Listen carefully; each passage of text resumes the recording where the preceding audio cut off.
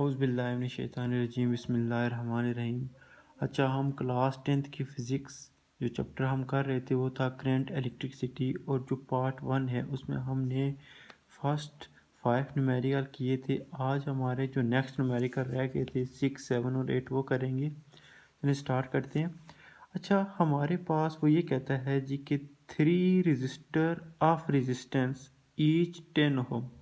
कहता है जी हमारे पास 3 रजिस्टर हैं और उनकी रेजिस्टेंस कितनी है 10 ohm, are connected in series. कहता है जी हमारे पास रजिस्टर हैं जो कनेक्टेड हैं सीरीज़ में। ठीक है, फॉर एग्जांपल ये एक हमारे पास रजिस्टर है, एक रजिस्टर, दूसरा और तीसरा। क्या कहता है ये तीनों किस में है, सीरीज़ में है जी। ठीक है, फिर ये कहता है इन तीनों की जो रेजिस्टेंस है वो कितनी है 10 ओहम, यानी जो इसकी है इसकी भी 10 ओहम है। इसको मैं R1 का नाम दे देता हूँ, इसको R2 का और इसको R3 का। इन तीनों की कितनी है 10 ओहम, इसकी भी है और इसकी भी 10 ओहम है। फिर ये कहता है फाइंड द इक्विवेलेंट रेजिस्टेंस। हमने इन तीनों में जो रेजिस्टेंस है इक्विवेलेंट रेजिस्टेंस वो फाइंड करनी है जी, यानी हमने आर ई, ठीक है, जो इक्विवेलेंट रेजिस्टेंस है वो फाइंड करनी है। फिर वो ये कहता है find the equivalent, also calculate the current. हमने करंट को भी फाइंड करना है जो इन तीनों रजिस्टर में से गुजर रहा है। ठीक है, फिर वो ये कहता है जी कि if A voltage of 30 voltage is applied across circuit, यानी हमने यहाँ पर इसकी कोई बैटरी लगाई हुई है। ठीक है, कोई बैटरी लगाई हुई है हमने। ठीक है, इसके अक्रॉस कोई बैटरी कितनी है 30 वोल्टेज की। वो ये कहता है जी हमारे पास 3 रजिस्टर हैं R1, R2 और R3, और तीनों सीरीज़ में कनेक्टेड हैं। जो तीनों की रेजिस्टेंस है वो है 10 ओहम, और जो बैटरी हमने जोड़ी हुई है 30 वोल्टेज। आप क्या फाइंड करो जी, इक्विवेलेंट रेजिस्टेंस, और इन तीनों में जो करंट है वो फाइंड करना है हम। ठीक है, ये हमारे पास डेटा था। अब सॉल्व करते हैं जिसको। सबसे पहले जो इक्विवेलेंट रेजिस्टेंस है याद रखिएगा, इसको हम कैसे फाइंड करते हैं, आर ई को R1 plus R2 plus R3, simple सा। अब क्या करें, R1, R2 और R3 इन तीनों को हम ऐड कर लेते हैं जी। 10 ओम प्लस 10 ओम प्लस 10 ओम, तो रेजिस्टेंस हमारी क्या आ गई 30 ओम जी। ठीक है, ये हमारे पास क्या आ गई, इक्विवेलेंट रेजिस्टेंस होगी। दूसरी चीज़ हमने क्या फाइंड करनी है, करंट। सबसे पहले करंट का जो फार्मूला है हम ओहम लॉ से यूज़ करेंगे, यूजिंग ओहम लॉ। अब ओहम लॉ क्या है, V is equal to I R. हमने करंट को फाइंड करना है, हमने आई को अकेला करना है। क्या करेंगे, आर के साथ इधर भी डिवाइड किया और इधर भी, ये कैंसिल हो गया, तो हमारे पास जी करंट निकल आया V ओवर आर, सिंपल सा। वोल्टेज क्या है, यहाँ पर मैं लिख लेता हूँ, जो वोल्टेज है वो है 30 वोल्टेज है। ठीक है, तो वोल्टेज कितनी है हमारे पास जी 30, जो आर ई है इक्विवेलेंट रेजिस्टेंस है वो कितना है 30 है। अब देखें, वोल्टेज है इसकी यूनिट वोल्टेज, और करंट है रेजिस्टेंस है, रेजिस्टेंस की यूनिट क्या होती है ओहम। अब देखें ये 30 और ये 30 कैंसिल हो गया। अब करंट है तो याद रखिएगा यहाँ पर 1 आया, और हमने हमेशा नेचर लाजमी लिखनी है आपने। करंट की नेचर क्या है अम्पेयर। ठीक है, तो 1 अम्पेयर, जो इन तीनों में से जो करंट गुजरेगा वो कितना गुजरेगा I1, I2, I3 जो होगा वो कितना होगा, इन तीनों रेजिस्टेंस में से आई करंट 1 जो है वो गुजरेगा, 1 अम्पेयर इन तीनों रेजिस्टेंस से करंट गुजरेगा।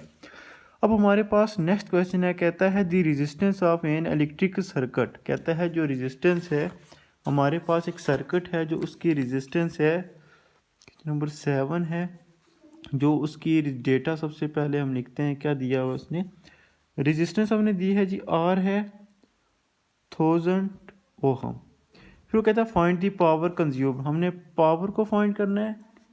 उसके बाद वो ये कहता है जी इफ़ वोल्टेज 200 वोल्टेज जो है हमारे पास 200 वोल्टेज है अप्लाइड क्लास। अब हमने पावर को फाइंड करना है। सबसे याद रखिए हमारे पास जो फार्मूला है पावर का पावर का फार्मूला क्या है, P is equal to V I, ठीक है, P is equal to V I. और ये याद रखिएगा V जो हम निकालेंगे V is equal to I R, क्या करेंगे V की जगह ये पुट कर लेंगे तो हमारे पास फार्मूला आ जाएगा आई आर इंटू आई। तो P क्या हो जाएगा, आई का स्केयर और R। अब सिंपल सी हमने क्या करना है, पावर को फाइंड करना है। हमारे पास यहाँ पर जो चीज़ नहीं है वो क्या है, सबसे पहले हमने आई को फाइंड करना है, ठीक है। आई हमारे पास क्या है जी, आई हमारे पास जो फार्मूला होता है आई का वो होता है जी V is equal to I R. यहाँ से अगर हमने आई फाइंड करें तो क्या हो जाएगा, V ओवर R आ जाएगी जी, ठीक है। देखिए V उसने दिया हुआ है 200, रेजिस्टेंस उसने दी है 1000। देखें ये 20 कैंसिल, 2 1 2, 2 5 10। जब आप इसको कैलकुलेटर के ऊपर हल करेंगे तो आपके पास हो जाएगा आई कितना हो जाएगा जी, 0.2 एम्पेयर जी, ठीक है। सबसे पहले हम क्या करना है, फार्मूले में आई गिवन नहीं है तो हमने आई फाइंड किया, ठीक है।